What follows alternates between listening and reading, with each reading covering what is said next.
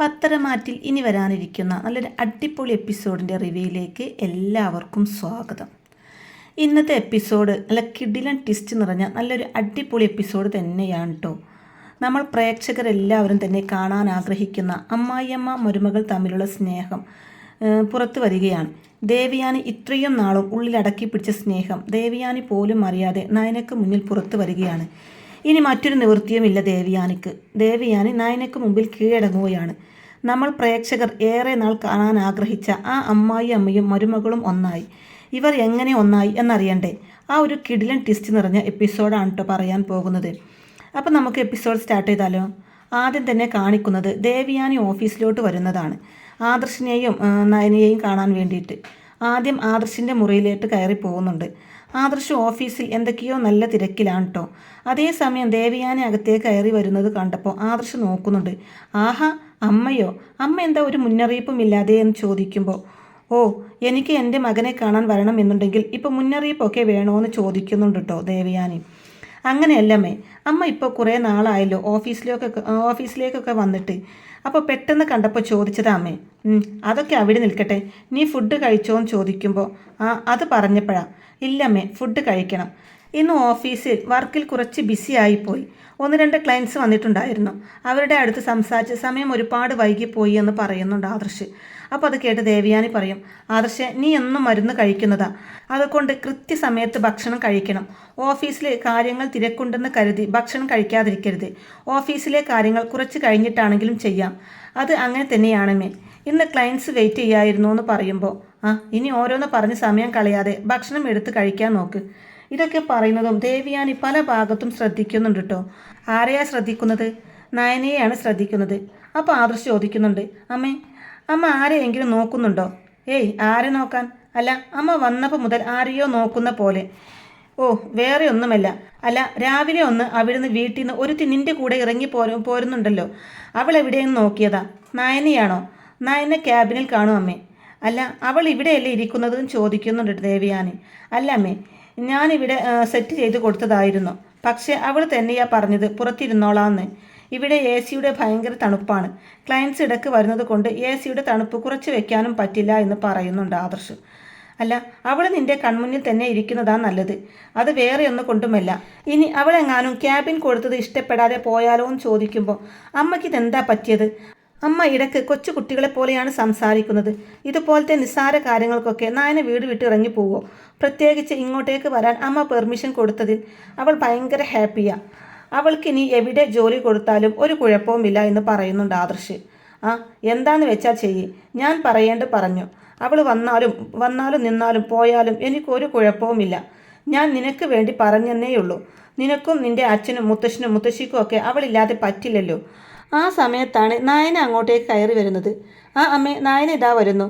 നയന ദേവയാനിയെ കണ്ടപ്പോൾ തന്നെ പറയുന്നുണ്ട്, അമ്മ ഇതിപ്പോൾ വന്നു. അമ്മ വരുന്ന കാര്യം മുന്നേ ഒന്നും പറഞ്ഞില്ലല്ലോ എന്ന് പറയുമ്പോൾ, ഷെടാ, എനിക്ക് നമ്മുടെ ഓഫീസിൽ വരാൻ നിൻ്റെ അനുവാദം വേണോ? ഇത് കേട്ടപ്പോൾ നയന ആദർശിൻ്റെ മുഖത്തേക്ക് നോക്കുന്നുണ്ട്. അപ്പോൾ ആദർശ് പറയുന്നുണ്ട്, അമ്മേ, ഞാൻ പറഞ്ഞില്ലേ, അമ്മ ഇപ്പോൾ കുറേ നാളായല്ലോ ഓഫീസിലേക്ക് വന്നിട്ട്, അതുകൊണ്ട് ചോദിക്കുന്നതാ എല്ലാവരും. എനിക്ക് മനസ്സിലായി. ചിലർക്കൊക്കെ ഞാൻ ഇവിടെ വന്നത് പിടിച്ചില്ലെന്നാ തോന്നുന്നത്. അപ്പോൾ നയന പറയുന്നുണ്ട്, എന്തിനാ അമ്മ ഇങ്ങനെയൊക്കെ പറയുന്നത്? അമ്മയെ ഇപ്പോൾ ഇവിടെ കണ്ടപ്പോൾ എനിക്ക് എത്രമാത്രം സന്തോഷമായെന്നറിയോ എന്ന് ചോദിക്കുമ്പോൾ, ഞാൻ നിന്നെ സന്തോഷിപ്പിക്കാൻ വേണ്ടിയിട്ടല്ല ഞാൻ ഇങ്ങോട്ടേക്ക് വന്നത്. ഒന്ന് കുടുംബക്ഷേത്രം വരെ പോയി തിരിച്ചു വന്നപ്പോൾ ഒന്നിവിടെ ഇറങ്ങണമെന്ന് തോന്നി, അത്രയേ ഉള്ളൂ. അപ്പോൾ ആദർശ് പറയുന്നുണ്ട്, ആയിക്കോട്ടെ, എന്തായാലും അമ്മ ഇവിടേക്ക് വന്നതിൽ ഞങ്ങൾക്ക് സന്തോഷമേ ഉള്ളൂ. അല്ലേ നയനെ? അതെ ആദർശേട്ടാ. ഓ, നിൻ്റെ സർട്ടിഫിക്കറ്റിൻ്റെ ആവശ്യമൊന്നും എനിക്കില്ല. അപ്പോൾ ആദർശ് പറയും, അമ്മേ, ഞാൻ ഇന്ന് കുറച്ച് ലേറ്റായിട്ടേ ഇറങ്ങൂ. അതുകൊണ്ട് അമ്മ പോകുമ്പോൾ നയനയെയും കൂട്ടിക്കോ. അതെന്താ നീ ഇന്ന് ലേറ്റ് ആകുന്നത്?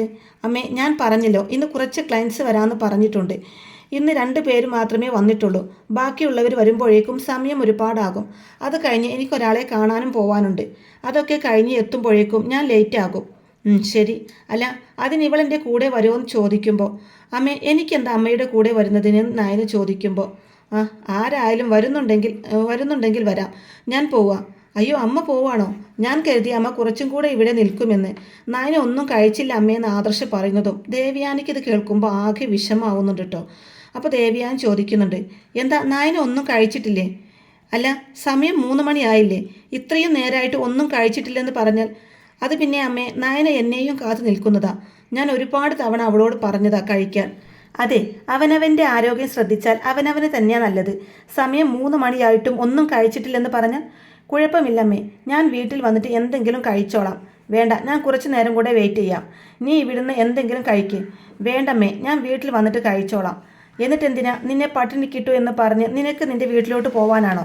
എന്നിട്ട് വേണം ഇവരെല്ലാവരും കൂടെ എന്നെ പഞ്ഞിക്കിടാൻ. അമ്മേ, ഇന്ന് ഓഫീസിൽ കാര്യമായിട്ടൊന്നും കൊണ്ടുവന്നിട്ടില്ല. വീട്ടിൽ എന്തെങ്കിലും ഉണ്ടാക്കിയിട്ടുണ്ടോ എന്ന് ചോദിക്കുമ്പോൾ വീട്ടിൽ ഒരുവിധം ഭക്ഷണമൊക്കെ ഉണ്ടാക്കിയിട്ടുണ്ട്. എങ്കിൽ പിന്നെ നയനെ വീട്ടിൽ ചെന്നിട്ട് കഴിച്ചോട്ടെ അമ്മേ. എന്നാൽ പെട്ടെന്ന് ഇറങ്ങാൻ നോക്ക്. അങ്ങനെ അതും പറഞ്ഞ് ദേവിയാനി നയനയെയും കൂട്ടി കാറിൽ കയറുന്നുണ്ട് കേട്ടോ. ആ സമയത്ത് ദേവിയാൻ ചോദിക്കുന്നുണ്ട്, അല്ല നിനക്ക് നിന്റെ വീട്ടിലോട്ടോ മറ്റോ പോകണോ? അപ്പോൾ നയന പറയുന്നുണ്ട്, ഏയ് വേണ്ടമ്മേ. അല്ല എന്നാലും ഇതുവഴി പോകുന്ന വഴിക്കല്ലേ നിന്റെ വീട്, അവിടെ ഒന്ന് കയറിയില്ലെങ്കിൽ നിനക്ക് വിഷമാവില്ലേ?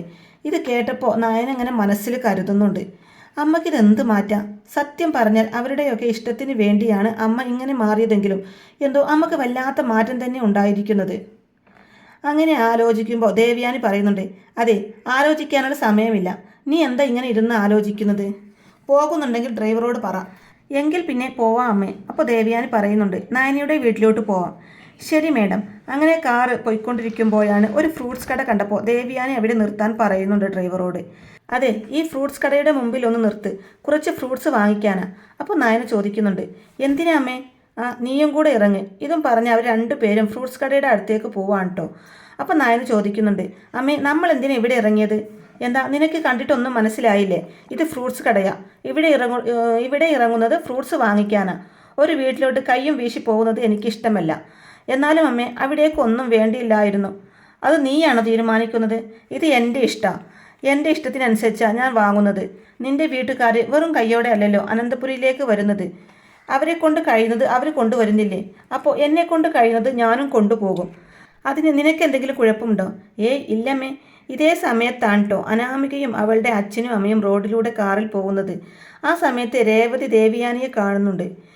വേണേട്ട ഒന്ന് നിർത്തിക്കേ. അപ്പോൾ അനാമിക പറയുന്നുണ്ട്, ഓ അമ്മയ്ക്ക് എന്താ അമ്മേ? അപ്പോൾ വേണു പറയുന്നുണ്ട്, രേവതി, മനുഷ്യൻ്റെ കയ്യിൽ 5 പൈസ എടുക്കാനില്ല, പിന്നെ എന്തിനു നീ എന്നോട് ഇവിടെ നിർത്താൻ പറയുന്നതെന്ന് ചോദിക്കുമ്പോൾ, കഴിഞ്ഞോ? അച്ഛനും മകളും എന്നെ കുറ്റപ്പെടുത്തിയത് കഴിഞ്ഞോ? ഞാനൊന്നും വാങ്ങിക്കാനല്ല ഇവിടെ നിർത്താൻ പറഞ്ഞത്. നിങ്ങളൊന്ന് അങ്ങോട്ട് നോക്കിക്കേ, ആ ഫ്രൂട്ട്സ് കടയുടെ അടുത്തേക്ക്. അവിടെ 2 പരിചയക്കാർ നിൽക്കുന്നുണ്ട്. ഇത് കേൾക്കുന്നതും അനാമികയും വേണുവും അങ്ങോട്ടേക്ക് നോക്കുന്നുണ്ട്. അയ്യോ അമ്മേ, ഇത് വല്യമ്മയല്ലേ? അതെ, നിന്റെ വല്യമ്മ തന്നെ. മരുമകൾക്ക് ഫ്രൂട്ട്സ് വാങ്ങിക്കൊടുക്കുക, ശരീരം പുഷ്ടിപ്പെടുത്താൻ. അപ്പോൾ വേണു പറയുന്നുണ്ട്, ഇവർക്ക് ഇത് എന്ത് പറ്റി? വല്ലാത്തൊരു മനംമാറ്റം തന്നെ. ഇവളെ കൺമുന്നിൽ കാണുന്നത് പോലും ആ ദേവയാനിക്ക് ഇഷ്ടമല്ലായിരുന്നു. ഇപ്പോൾ ഇതെന്താ ഇത്രയും മാറ്റം? അച്ഛാ, വേറൊന്നുമല്ല, ഇവളെന്തോ കൈവശം കൊടുത്തിരിക്കുക വല്യമ്മക്ക്. എന്നാലും എൻ്റെ മോളെ, അവൾ കൊടുക്കുന്ന കൈവശം എന്തായിരിക്കും? അതറിഞ്ഞിരുന്നെങ്കിൽ എൻ്റെ മോൾക്ക് അത് അനിയുടെ അടുത്തെങ്കിലും പഴറ്റി നോക്കാമായിരുന്നു. നീ അവളുടെ കൂടി പഠിച്ചോ? അതാ ഇപ്പോൾ നല്ലത്. അച്ഛൻ എനിക്ക് ഇത് തന്നെ പറഞ്ഞു തരണം കേട്ടോ. അവളുടെ മുമ്പിൽ ജയിക്കാൻ കഴിയാത്തതിലുള്ള ദേഷ്യം എനിക്ക് നല്ല രീതിയിൽ തന്നെയുണ്ട്. അതിൻ്റെ വിഷമത്തിലാണ് അച്ഛൻ്റെയും അമ്മയുടെയും കൂടെ വന്ന് കുറച്ചു നേരം ഞാൻ പുറത്ത് സ്പെൻഡ് ചെയ്യുന്നത്. അപ്പോഴും അവൾ എന്നെ തോൽപ്പിച്ചു കൊണ്ടിരിക്കുക, ഇതുപോലുള്ള കാഴ്ചകൾ കാണിച്ചു തന്നിട്ട്. ഏതായാലും അവളെ ഇപ്പോൾ ശകാരിക്കുന്നൊന്നുമില്ല. ഇപ്പോൾ ഭയങ്കര ഹാപ്പിയാ അമ്മായി അമ്മയും മരുമകളും. അപ്പോൾ രേവതി പറയുന്നുണ്ട്, എന്തായാലും മോള് വിചാരിച്ചാലേ സാധിക്കൂ. ആ ദേവിയാനി അവളിലേക്ക് അധികവും അടുപ്പിക്കരുത്. അതിനിടയ്ക്ക് വെച്ച് എന്തെങ്കിലും ഒരു പ്രശ്നം ഉണ്ടാക്കണം എന്ന് പറഞ്ഞു കൊടുക്കുന്നുണ്ട്. അപ്പോൾ അനാമിക, അച്ഛാ എന്തിനാ അച്ഛാ ഇവിടെ ഇങ്ങനെ നിൽക്കുന്നത്? എനിക്കിത് കാണാൻ പോലും വയ്യ. അച്ഛൻ വണ്ടി എടുക്ക്. മോളെ നിൽക്ക്. അവർ എങ്ങോട്ടാ പോകുന്നതെന്ന് കാണാലോ എന്ന് വേണു പറയുമ്പോൾ, അവർ എങ്ങോട്ടെങ്കിലും പോട്ടെ, അതിന് നമുക്കെന്താ അച്ഛാ? അവൾ മിക്കവാറും അവളുടെ വീട്ടിലേക്കാണെങ്കിലോ? ഇതുവഴി പോയാൽ അവളുടെ വീട്ടിലോട്ട് എത്താം. അത് ശരിയാണല്ലോ മോളെ. ആ ദേവയാനിക്കാണെങ്കിൽ ഇവരുടെ വീട്ടിലേക്ക് പോകുന്നത് ഇഷ്ടമല്ലായിരുന്നല്ലോ. അപ്പോൾ പിന്നെ അവർ പോവോ? അതൊന്നും പറയാൻ പറ്റില്ല. അവളെ അവിടെ നിന്ന് വിളിച്ചോണ്ട് വന്നതാ വല്യമ്മ. ഇനിയിപ്പോൾ പോവോ ഇല്ലയോ എന്നൊന്നും പറയാൻ പറ്റില്ല. എന്തായാലും നമുക്ക് ഇവിടെ തന്നെ നിൽക്കാം. പിന്നെ കാണിക്കുന്നത് ദേവിയാനിയും നയനിയും ഫ്രൂട്ട്സൊക്കെ വാങ്ങി കാറിൽ കയറുന്നതാണ്. അങ്ങനെ കാറ് നേരെ തിരിക്കുന്നത് നയനിയുടെ വീട്ടിലോട്ട് തന്നെയാണ് കേട്ടോ. അപ്പോൾ അനാമിക പറയുന്നുണ്ട്, ഞാൻ വിചാരിച്ച പോലെ തന്നെയായി. വല്യമ്മ അവളുടെ വീട്ടിലോട്ട് തന്നെയാണ് പോകുന്നത്. എന്തിനാ വേണേട്ടാ ഇനി നോക്കി നിൽക്കുന്നത്? നിങ്ങൾ വണ്ടി എടുക്ക്. ഇതൊന്നും കാണാൻ എന്നെക്കൊണ്ട് പറ്റില്ല. എന്തായാലും അവർ വണ്ടിയെടുത്ത് അവിടെ നിന്ന് പോകുന്നുണ്ട് കേട്ടോ. പിന്നെ കാണിക്കുന്നത് ദേവിയാനിയും നയനിയും നന്ദാവനത്തിൽ ഇറങ്ങുന്നതാണ്. അവരുടെ കാറിൻ്റെ ശബ്ദം കേട്ടപ്പോൾ തന്നെ നന്ദു ഓടി താഴേക്ക് എത്തുന്നുണ്ട്. ആഹാ ചേച്ചി, ഇന്ന് ഓഫീസിൽ പോയില്ലേ? പോയിരുന്നു, അവിടെ പോയി വരുന്ന വഴിയാ മോളെ. ആദർശേട്ടൻ ഇന്ന് കുറച്ച് ലേറ്റാവും. അപ്പോൾ പിന്നെ ഞാൻ അമ്മയുടെ കൂടെ ഇറങ്ങി. ആൻറ്റിക്ക് സുഖല്ലേ? എനിക്ക് സുഖം തന്നെയാ. അവിടെ തന്നെ നിൽക്കാതെ ഉള്ളിലോട്ട് കയറി വാ ആൻറ്റി. അങ്ങനെ അവരകത്തേക്ക് കയറി വരുമ്പോഴാണ് കേട്ടോ കനകം കിച്ചണിൽ നിന്ന് ഒരു ചട്ടകം പിടിച്ചുകൊണ്ട് ഓടി വരുന്നത്. അയ്യോ, ഇത് ആരൊക്കെയാ? ദേവിയാൻ ചേച്ചി സുഖമല്ലേ? എനിക്ക് സുഖം. എന്താ കനകം, കിച്ചണിൽ തകർപ്പൻ പണിയിലാണെന്ന് തോന്നുന്നു. അത് പിന്നെ ഇത്രയും നേരം ഗോവിന്ദേട്ടന് കളിമണ്ണ് ഉണ്ടാക്കേണ്ടതുണ്ടായിരുന്നു. അതിനുവേണ്ടി ചെറിയ ചെറിയ സഹായങ്ങളൊക്കെ ഞാനും നന്ദൂട്ടനും കൂടി ചെയ്തു കൊടുക്കും. അതിൽ കുറച്ച് സമയം പോയി. ഭർത്താവിനെ സഹായിക്കുന്നതൊക്കെ നല്ലതല്ലേ? അല്ല ചേച്ചി എന്താ ഇവിടെ തന്നെ നിൽക്കുന്നത്? ഇങ്ങോട്ടിരിക്കേ. ഏയ് ഇരിക്കാനൊന്നുമില്ല, ഇതിലൂടെ അങ്ങ് പോയപ്പോൾ ഇവളും കൂടെ ഉണ്ടല്ലോ, അപ്പോൾ പിന്നെ ഇവിടെ അടുത്തല്ലേ നിങ്ങളുടെ വീട് എന്ന് കരുതി കയറിയതാ. ഇനി ഇടയ്ക്കൊക്കെ ഇവളെ ഇവിടെ വന്ന് കാണിച്ചല്ലേ പറ്റൂ.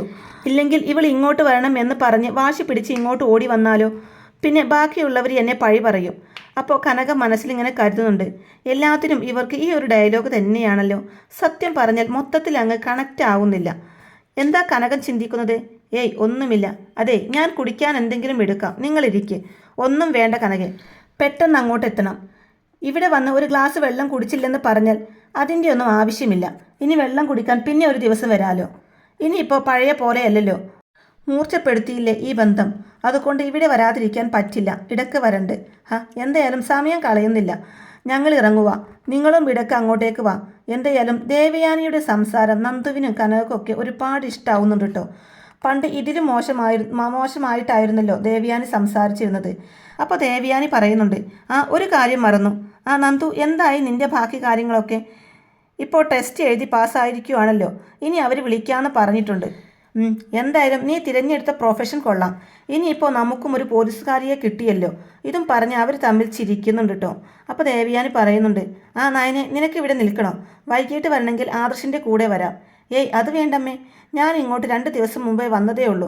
എന്തായാലും ഇവളെ ഇവിടെ നിൽക്കാനൊന്നും ഞാൻ വിടുന്നില്ല. കുറച്ച് ദിവസം അവിടെ തന്നെ നിൽക്കട്ടെ. അത് കഴിഞ്ഞ് ഇവൾക്ക് തോന്നുവാണെങ്കിൽ കുറച്ച് ദിവസം ഇങ്ങോട്ടേക്ക് കൊണ്ടുവിടാം. അതൊക്കെ ചേച്ചിയുടെ ഇഷ്ടം പോലെ. എന്തായാലും എൻ്റെ മോളെ ചേച്ചി മനസ്സിലാക്കിയാൽ മാത്രം മതി. പാവ എൻ്റെ മോൾ, ആരെയും ഒരിക്കലും വേദനിപ്പിക്കില്ല. അങ്ങനെയാണെങ്കിൽ അവൾക്ക് കൊള്ളാം. എങ്കിൽ പിന്നെ ഞങ്ങൾ ഇറങ്ങാം അല്ലേ നയനെ? അല്ല, ഗോവിന്ദൻ എവിടെ പോയി? കുറച്ച് ശില്പവുമായിട്ട് പുറത്തേക്ക് പോയിരിക്കുക. കുറച്ച് കഴിയും ഇനി വരാൻ. എങ്കിൽ പിന്നെ ഞങ്ങൾ ഇറങ്ങുക. എന്തായാലും നിങ്ങൾ ഗോവിന്ദനോട് പറ വന്നിരുന്നു എന്ന്. ശരി ചേച്ചി. ആ സമയം നയനയുടെ ചെവിയിൽ പോയി നന്ദു പറയുന്നുണ്ട്, ചേച്ചിയുടെ അമ്മായിയമ്മക്ക് നല്ല മാറ്റമാണല്ലോ ഇപ്പോൾ. ദേ നന്ദു, ഒന്നും മിണ്ടാതെ നിന്നോ. ഇനി അതും കൂടെ കേട്ടിട്ട് വേണം. അയ്യോ, ഞാനൊന്നും മിണ്ടുന്നില്ലേ. അതും പറഞ്ഞ് അവരെ യാത്രയാക്കുന്നുണ്ട് കേട്ടോ. പിന്നെ കാണിക്കുന്നത് അനന്തപുരിയിൽ എത്തുന്നതാണ്. എത്തിയ പാടെ തന്നെ ദേവയാനി പറയുന്നുണ്ട്, അയ്യോ നിനക്ക് വിശക്കുന്നില്ലേ? നീ ഉച്ചക്കൊന്നും കഴിച്ചില്ലല്ലോ. ഞാൻ ഇവിടെ ഫുഡ് ഉണ്ടാക്കി വെച്ചിട്ടുണ്ട്, നീ ഇരിക്കെ, ഞാൻ വിളമ്പിത്തരാം എന്ന് ദേവയാനി പറയുമ്പോൾ, അമ്മേ അതൊന്നും വേണ്ട, അമ്മ പോയി ഫ്രഷ് ആയിക്കോ, ഞാൻ എടുത്ത് കഴിച്ചോളാം. ഏയ് അത് പറഞ്ഞാൽ പറ്റില്ല, നീ ഇവിടെ ഇരിക്ക്. ആ സമയത്ത് നയനയ്ക്ക് എന്തോ ഒരു വയറുവേദന പോലെ എന്തോ.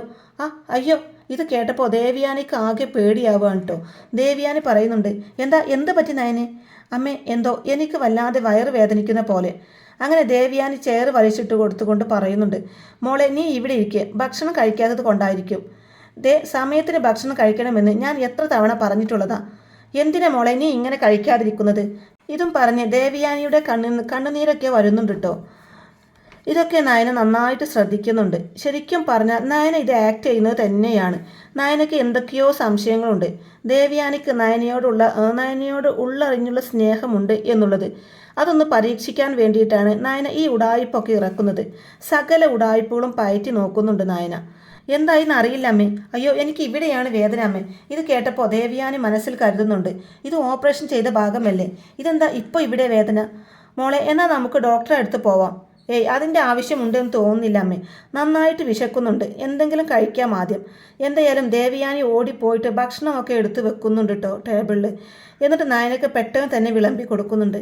മോളെ ഇത് പെട്ടെന്ന് കഴിക്ക്, അമ്മയും എൻ്റെ കൂടെ ഇരിക്കെ. അതെന്തിനാ? ഞാൻ ഉച്ചക്ക് ഭക്ഷണം കഴിച്ചതാ. അത് പറഞ്ഞിട്ട് കാര്യമില്ല, അമ്മയും എൻ്റെ കൂടെ ഇരിക്കണം. അപ്പോഴേക്കും ദേവയാനി തൊട്ടപ്പുറത്തെ സീറ്റിൽ ഇരിക്കുന്നുണ്ട് കേട്ടോ. എന്നിട്ട് നയനയുടെ ഇഷ്ടം പോലെ തന്നെ ദേവയാനി ഒരു പ്ലേറ്റിലേക്ക് ഭക്ഷണം വിളമ്പി കഴിക്കാനായിട്ട് തുടങ്ങുകയാണ്. ആ സമയത്ത് ദേവയാനിയുടെ കണ്ണിൽ നിന്നും കണ്ണീര് വരുന്നുണ്ട്. കണ്ണൊക്കെ ചുവന്നിരിക്കുകയാണ് കേട്ടോ. ഇതൊക്കെ കണ്ടിട്ട് നയനക്ക് കാര്യം ഏകദേശം പിടികിട്ടുകയാണ്.